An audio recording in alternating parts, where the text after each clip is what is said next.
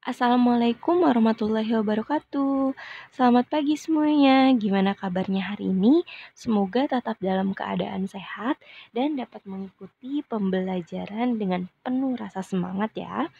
Hari ini bertemu kembali dengan Ibu Eka pada mata pelajaran PPKN dan materi yang akan kita bahas mengenai kasus pelanggaran hak asasi manusia. Nah, menurut kalian yang dimaksud dengan pelanggaran itu seperti apa sih? Oke, di sini ada pengertian pelanggaran hak asasi manusia menurut Undang-Undang Nomor 39 Tahun 1999. Nah, di sini dijelaskan menurut undang-undang ini bahwa pelanggaran HAM adalah setiap perbuatan seseorang atau kelompok orang termasuk aparat negara. Nah, perbuatan dari seseorang atau kelompok orang ataupun aparat negara ini disengaja maupun atas kelalaian yang secara hukum dapat mengurangi, menghalangi, membatasi, dan mencabut hak seseorang atau kelompok orang yang sudah dijamin dalam Undang-Undang Nomor 39 Tahun 1999. Nah, jadi dikhawatirkan tidak mendapatkan dan tidak akan memperoleh penyelesaian hukum yang adil dan benar berdasarkan mekanisme hukum yang berlaku. Nah, itu yang dimaksud dengan pelanggaran HAM. Tadi ya, perbuatannya ini bisa dilakukan oleh satu orang, kelompok orang, maupun aparat negara. Nah, perbuatannya itu entah disengaja maupun atas kelalaian yang tidak sengaja, yang menimbulkan tadi ya, mengurangi, menghalangi, membatasi, ataupun mencabut HAM seseorang yang sudah diatur. Itu ya yang dimaksud dengan pelanggaran HAM. Nah, sekarang siapa saja yang bisa melakukan pelanggaran HAM? Yang pertama, pelanggaran HAM yang dilakukan oleh individu kepada individu yang lain. Nah, ini disebutnya dengan pelanggaran HAM horizontal. Berarti antara misalnya orang A dia melakukan pelanggaran atau membunuh orang B. Nah, maka itu dibilang dengan pelanggaran HAM horizontal. Nah, yang berikutnya kalau pelanggaran itu dilakukan oleh aparat negara, misalnya contohnya dalam ini misalnya polisi atau TNI ya, kepada rakyat Indonesia khususnya misalnya. Nah, ini disebut dengan pelanggaran HAM vertikal. Kalau vertikal itu berarti dari atas ke bawah ya. Horizontal berarti mendatar. Itu ya perbedaannya. Selanjutnya, nah ada jenis-jenis pelanggaran HAM. Jenis pelanggaran HAM terbagi menjadi dua. Ada kejahatan biasa atau ordinary crime, terus juga ada kejahatan luar biasa, yaitu extraordinary crime. Nah, yang pertama kejahatan biasa dulu. Nah, contoh dari kejahatan biasa ini adalah pemukulan, penganiayaan, pencemaran nama baik, maupun menghalangi orang lain dalam berekspresi menyampaikan pendapatnya. Nah, itu dikatakan sebagai pelanggaran HAM biasa. Selanjutnya, kejahatan HAM luar biasa atau extraordinary crime. Nah, pelanggaran kejahatan HAM luar biasa ini dikatakan sebagai pelanggaran HAM yang berat. Nah, pelanggaran HAM yang berat ini contohnya adalah genosida dan kejahatan kemanusiaan. Nah, ada yang tahu nggak sih genosida itu seperti apa kejahatan genosida? Kalau tahu coba kalian tulis ya di buku catatannya yang dimaksud dengan kejahatan genosida. Oke, nah untuk yang belum tahu nggak apa-apa, kita di sini belajar sama-sama ya. Jadi menurut Undang-Undang Nomor 26 Tahun 2000, kejahatan genosida merupakan setiap perbuatan yang dilakukan untuk menghancurkan atau memusnahkan seluruh atau sebagian dari kelompok bangsa, ras, kelompok etnis, kelompok agama dengan cara misalnya membunuh anggota kelompok, terus menimbulkan penderitaan fisik dan mental terhadap anggota-anggota kelompok tadi ya.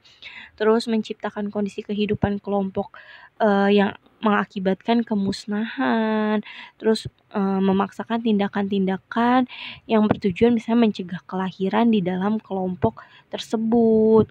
Nah, terus juga contoh kejahatan genosida yang pernah terjadi ya dalam sejarah dunia itu, yang pertama adalah misalnya pembunuhan terhadap penganut Yahudi Eropa pada Perang Dunia Kedua yang dilakukan oleh Nazi Jerman. Nah, salah satu tokohnya ini adalah Hitler, Adolf Hitler. Pasti kalian pernah dengar dong. Terus juga misalnya pembantaian terhadap hampir 3 juta orang di Kamboja seperti itu. Terus juga yang kedua tadi kejahatan genosida, sekarang kejahatan kemanusiaan. Ada yang bisa kasih contoh nggak sih yang termasuk dalam kejahatan kemanusiaan itu apa? Ditulis ya di buku catatannya. Ya, kejahatan terhadap kemanusiaan itu adalah salah satu perbuatan yang dilakukan dan sebagai bagian dari serangan yang ditunjukkan kepada penduduk sipil ya. Nah, contohnya ini adalah pemusnahan, terus perbudakan, perdagangan manusia, terus perampasan kemerdekaan, terus misalnya penyiksaan, pemerkosaan, perbudakan seksual, terus penganiayaan terhadap suatu kelompok. Nah, terus juga ada kejahatan apartheid. Apartheid itu adalah kejahatan terhadap ras ya, misalnya ras berkulit putih dengan ras berkulit hitam. Nah, itu adalah contoh dari kejahatan manusia dan di sini merupakan jenis-jenis pelanggaran HAM. Tadi ya terbagi dua, kejahatan HAM biasa dan kejahatan yang luar biasa. Nah, berikutnya karakteristik yang dikatakan bahwa kejahatan itu merupakan kejahatan HAM berat. Yang pertama adalah kejahatan terhadap kemanusiaan dengan bermotifkan kekuasaan yang dilakukan secara sistematis dan meluas. Yang kedua, menimbulkan teror, kekhawatiran, dan rasa takut dalam diri masyarakat.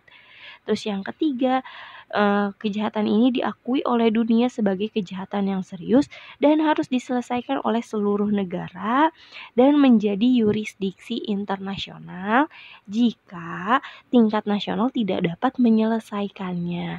Nah, tiga ini kalau sudah terpenuhi berarti itu dikatakan sebagai kejahatan HAM yang berat. Begitu ya.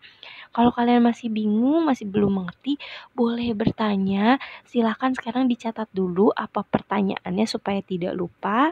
Nanti kalian bisa tanyakan di kolom komentar ataupun melalui pesan yang ada dalam fitur e-learning gitu ya.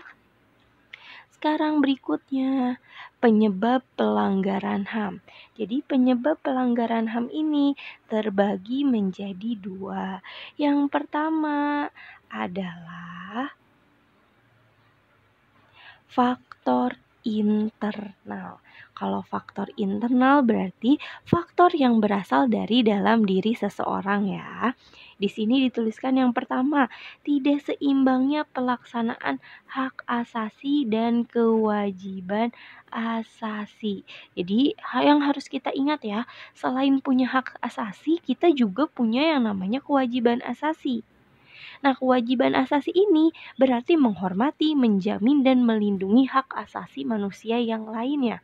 Kita tidak bisa menuntut hak kita terus, tapi kita mengabaikan atau tidak melakukan kewajiban asasi kita. Nah, itu dapat menimbulkan pelanggaran HAM. Terus yang kedua adalah belum adanya kesepahaman nih dan kesamaan mengenai konsep HAM. Gitu ya. Terus yang ketiga adalah sikap individualisme gitu. Berarti sikap individualisme ini dapat mengancam kepentingan umum kayak gitu. Jadi orang-orang hanya berorientasi kepada kepentingannya sendiri tanpa memperhatikan kepentingan orang lain. Terus berikutnya adalah kurangnya kesadaran tentang hak asasi manusia gitu. Tadi ya, kita tidak sadar betapa pentingnya menjunjung HAM, entah dalam bersikap maupun bertingkah laku seperti itu. Jadi tanpa kita sadari, kita telah melanggar HAM. Nah, berikutnya adalah rendahnya sikap toleransi. Nah, yang kita tahu toleransi itu adalah kunci dari kehidupan yang harmonis, aman, dan damai.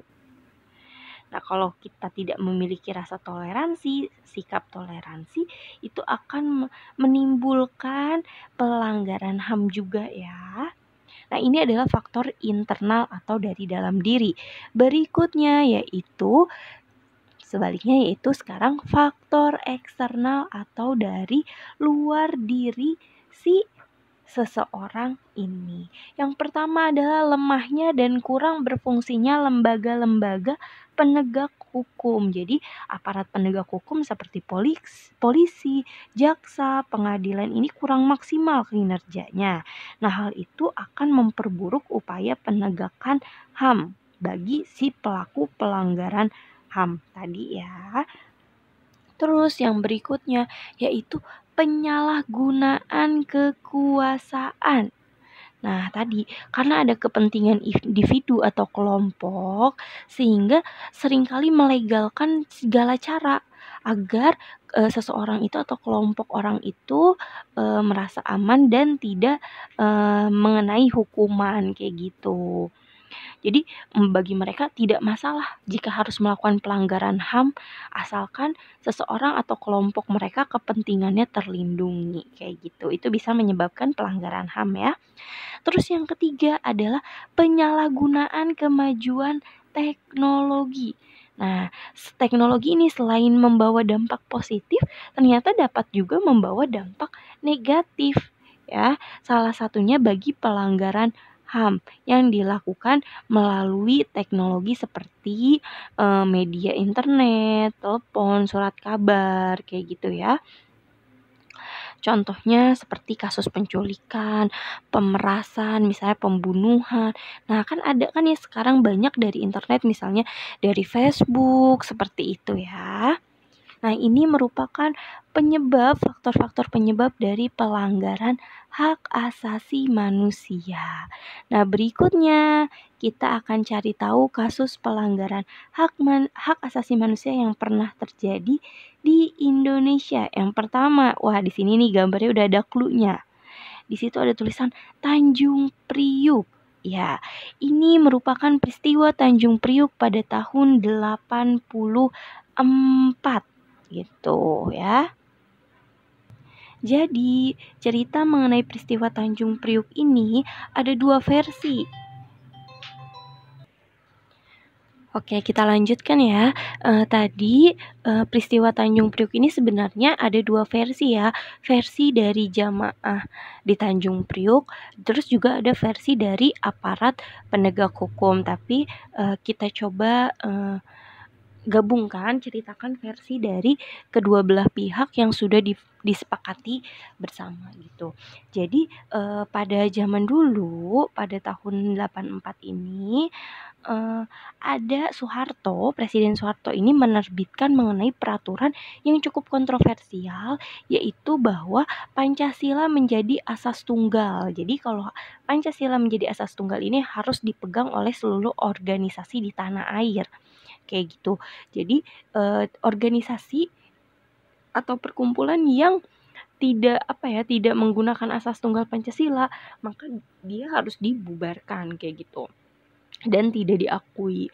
Nah, pada zaman pemerintahan dulu pun ada diskriminasi pada wanita yang menggunakan hijab kayak gitu. Nah, orang-orang ini banyak forum-forum yang menyuarakan perlawanan terhadap peraturan tersebut yang tadi ya, Pancasila sebagai asas tunggal. Nah, salah satu forum yang cukup menyuarakan perlawanan ini secara tegas dan terus-menerus yaitu adalah di Tanjung Priuk. Salah satunya ini adalah di Musola As-Saadah kayak gitu.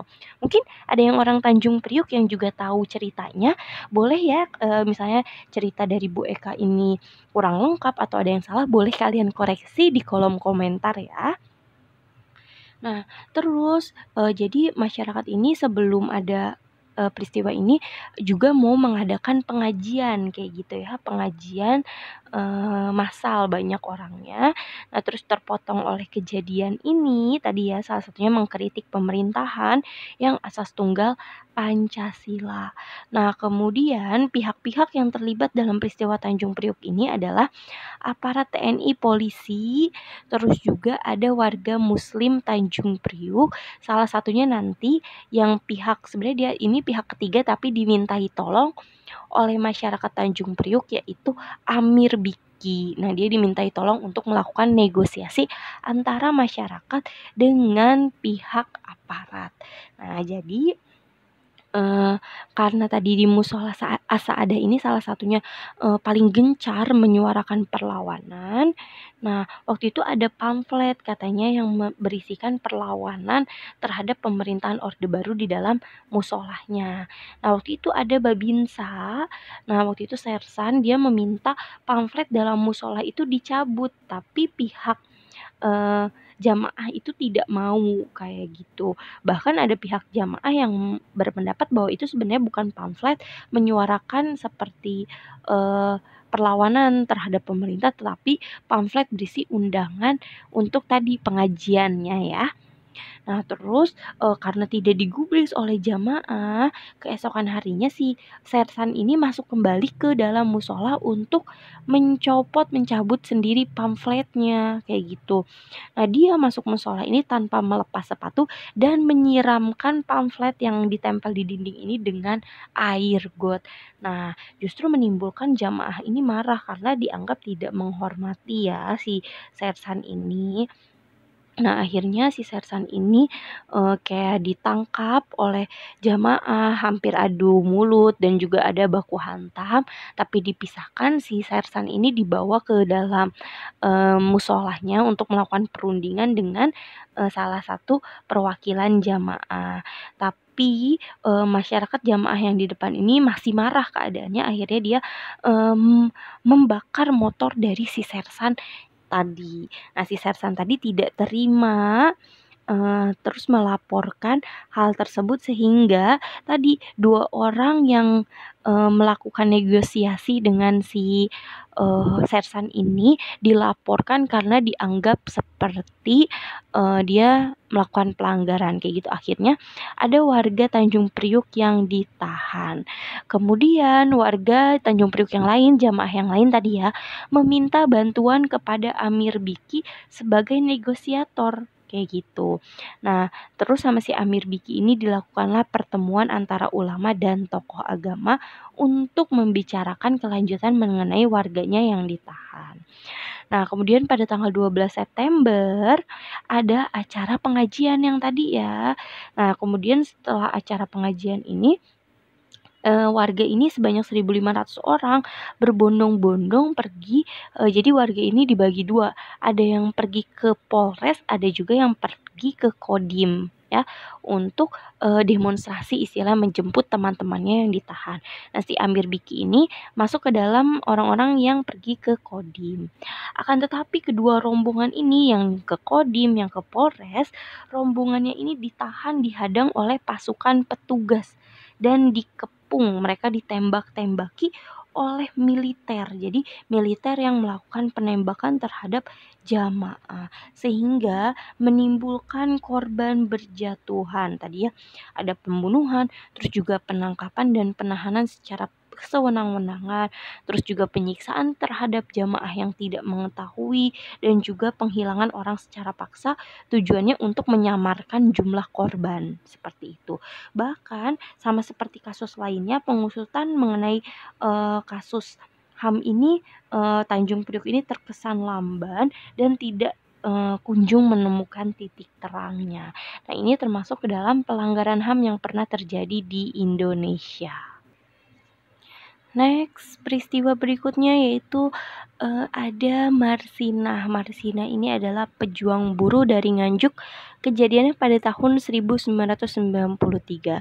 Nah, Marsinah ini merupakan simbol perjuangan buruh.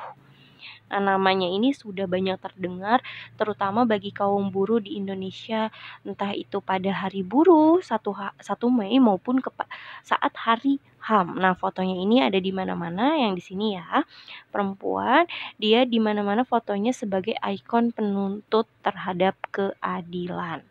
Kayak gitu ya. Ini ada timeline, wah ternyata ada yang ini ya, numpuk. Ini adalah timeline dari kejadian dari menghilangnya Marsinah, pelanggaran HAM terhadap Marsinah. Nanti PowerPoint-nya untuk di e-learning Bu Eka perbaiki ya. Nah, jadi semuanya ini berawal dari aturan Menteri Tenaga Kerja yang berisi bahwa ada penempatan militer pada setiap pabrik. Nah, tujuan penempatan militer ini sebagai penengah jika ada konflik antara perusahaan dan buruh, juga sebenarnya sebagai pengawas kayak gitu. Dan juga ada peraturan dari menteri yang mengenai menyangkut upah buruh. Karena pada dulu gaji di tempat Marsinah bekerja ini jumlahnya hanya 1.700 gajinya. Padahal UMR di Jawa Timur ini sebesar 2.250. Dulu jumlahnya ini sangat besar ya, tidak seperti sekarang. Nah, Marsinah ini bekerja di PT Catur Putra Surya atau CPS. Seperti itu. Nah, kejadiannya pada tanggal 2 Mei. Jadi Marsinah mengikuti rapat yang membahas mengenai rencana unjuk rasa. Karena Marsinah ini buruh yang vokal ya, mengajak teman-temannya untuk menuntut hak-hak mereka. Seperti itu. Nah, kemudian pada 3 Mei terjadi mogok kerja dan para buruh mencegah teman-temannya untuk bekerja. Salah satunya ini adalah Marsinah. Nah, mereka ini mengajukan ada 12 tuntutan, salah satunya itu tadi ya, tentang gaji. Kenaikan gaji yang tadinya 1.700 ingin sesuai UMR 2.250. Terus juga mengenai tunjangan cuti haid dan hamil bagi perempuan. Terus ada pemberian THR sebesar 1 bulan gaji dan lain sebagainya tuntutannya. Nah, akhirnya tadi 3 Mei mogok kerja, terus 4 Mei juga terjadi mogok kerja yang massal, terus juga Marsinah ikut bergabung menjadi koordinator dalam aksi buruh tadi. Nah, setelahnya ini dilakukan perundingan antara 15 buruh, ada Dinas Tenaga Kerja, terus ada perusahaan, polisi maupun Koramil, serta petugas kecamatan. Jadi mereka melakukan perundingan. Nah, akhirnya dari perundingan itu disepakati bahwa tuntutan mereka ini dikabulkan. Dari 12 tuntutan, ada 1 tuntutan kalau tidak salah yang tidak dikabulkan. Nah, tuntutan yang lainnya dikabulkan, akan tetapi pada tanggal 5 Mei diberitahu bahwa buruh-buruh yang tadi negosiasi yang 15 orang itu, 12 diantaranya kalau tidak salah, mereka justru di PHK. Padahal berdasarkan hasil kesepakatan tidak boleh ada karyawan yang di PHK. Seperti itu. Nah, terus juga salah satu orangnya yang melakukan koordinasi ditangkap. Nah, akhirnya si Marsinah ini yang melakukan perjuangan kayak gitu, yang meneruskan perjuangan. Dia bilang akan menuntut perusahaan. Seperti itu. Nah, akhirnya pada 6 Mei waktu itu ada hari libur Waisak. Nah, si Marsinah ini berarti kan pekerjaan di pabrik ini berhenti ya, libur. Terus si Marsinah ini ternyata menghilang pada saat tanggal 6 sampai tanggal 7. Pada tanggal 6 orang-orang teman-temannya mengira oh mungkin Marsinah pulang kampung ke kampung halamannya seperti itu. Akan tetapi pada tanggal 7 Marsinah masih belum kembali nih. Ya, Marsinah masih menghilang. Nah, pada tanggal 8 Mei-nya orang-orang dibuat geger karena ditemukannya Marsinah dalam keadaan meninggal dunia, dan berdasarkan hasil visum ditemukanlah ini salah satunya luka robek sepanjang 3 cm yang tidak beraturan. Dan terus juga berdasarkan hasil visum sebenarnya ada banyak bukti-bukti penyiksaan terhadap Marsinah ya. Nah, jadi tubuhnya ini penuh tanda penyiksaan dan juga penganiayaan. Sampai sekarang kasus pembunuhan Marsinah ini masih menjadi misteri dan tidak pernah diungkap di pengadilan. Jadi masih menggantung sampai sekarang. Nah, itulah mengapa orang-orang misalnya pada hari HAM masih menuntut keadilan salah satunya terhadap Marsinah ini. Begitu ya. Terus yang berikutnya nih ada kisah mengenai wartawan Udin tahun 96. Dia dibunuh karena berita. Jadi wartawan Udin ini merupakan wartawan harian dari harian Bernas yang ada di Yogyakarta. Nah, dia ini seringkali mengkritisi kebijakan pemerintahan Orde Baru dan dia melakukan penyelidikan dan tulisan tentang kasus korupsi dan manipulasi dari bupati di tempat Yogyakarta. Seperti itu, di salah satunya di Provinsi Yogyakarta. Nah, dia melakukan penyelidikan. Nah, terus wartawan Udin ini ditemukan, jadi dia pada pagi harinya dianiaya pada tanggal 13 Agustus 1996 di depan rumah kontrakannya. Nah, hal tersebut menimbulkan dia koma dan dibawa ke rumah sakit, bahkan sampai dioperasi ya. Dia tadi karena diserang oleh laki-laki yang tidak dikenal di depan kontrakannya. Nah, kemudian dia meninggal dunia pada tanggal 16 Agustus 1996. Nah, kasusnya ini menjadi ramai karena dia tiba-tiba dianiaya, diserang ya sama orang lain, terus juga dihilangkan barang buktinya oleh polisi. Terus juga ada kambing hitam yang dipaksa mengaku bahwa dia yang membunuh wartawan Udin, padahal bukan mereka. Nah, ini pun masih menjadi misteri karena belum terungkap hingga kini.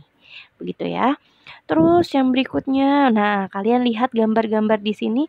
Kalau lihat gambar di sini berarti tentang apa sih kira-kira? Ada demonstrasi, ada aparat, misalnya ini ada mahasiswa tuh.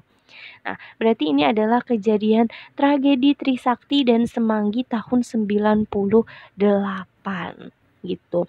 Jadi pada tahun 98 ini seperti yang kita tahu, Presiden Soeharto menjabat sudah lama sekali selama 32 tahun.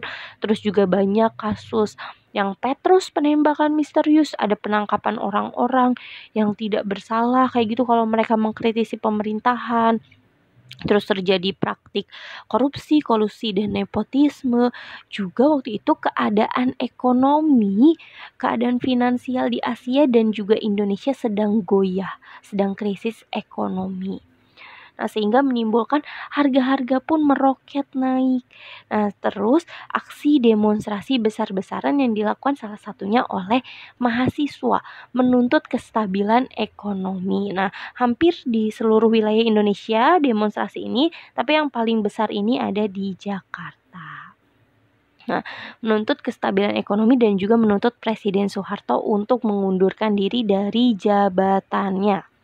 Demonstrasi terus-terusan dilakukan, kemudian pada tanggal 12 Mei 98 ada 4 orang mahasiswa Trisakti yang meninggal dunia. Nah, salah satunya ini bernama Elang. Nah, kerusuhan masih terus terjadi pada tanggal 13 sampai 15 Mei 98 terjadi penjarahan dan juga perusakan-perusakan ya yang menimbulkan banyak korban jiwa, salah satunya yang penjarahan di Mall Klender kalau kalian tahu ceritanya ya. Berikutnya pada waktu itu kan Soeharto mengundurkan diri dari jabatannya. Nah, itu adalah peristiwa tragedi Trisakti. Kemudian pada tanggal 11 sampai 13 November 98, nah menolak sidang istimewa MPR ini juga menimbulkan banyak korban seperti kekerasan ya. Ini terjadi dinamakan tragedi Semanggi 1. Ya, kerusuhan itu terjadi berulang ya. Tujuannya demo ini adalah menolak sidang istimewa yang dilakukan oleh MPR. Nah, itu adalah beberapa cerita dari pelanggaran HAM di Indonesia. Nah, di sini tidak bisa disebutkan semua ya karena keterbatasan, tapi kalian bisa cari tahu sendiri misalnya dari buku paket, buku LKS kalian ataupun melalui media yang lain. Nah, ini juga ada foto-foto dari kasus pelanggaran HAM yang pernah terjadi terjadi di Indonesia. Di sebelah kiri kanan yaitu peristiwa Aceh dari tahun 90 sampai dengan tahun 98. Terus di sebelah kanannya ada peristiwa bom Bali ya tahun 2004, itu juga termasuk ke dalam pelanggaran HAM. Di kiri bawah itu adalah peristiwa kekerasan di Timur Timur pasca jajak pendapat tahun 1999. Yang tengah ini adalah peristiwa tragedi Semanggi yang kedua tahun 1999 karena menolak undang-undang penanggulangan keadaan bahaya. Terus yang di sebelah kanan bawah ini adalah peristiwa pembunuhan Munir. Jadi Munir ini adalah aktivis HAM. Dia meninggal dunia pada saat perjalanan menuju Amsterdam di dalam pesawat. Jadi di dalam makanan ini disimpan racun. Nah, sampai sekarang belum ketahuan nih mengenai dalang pembunuhan Munir.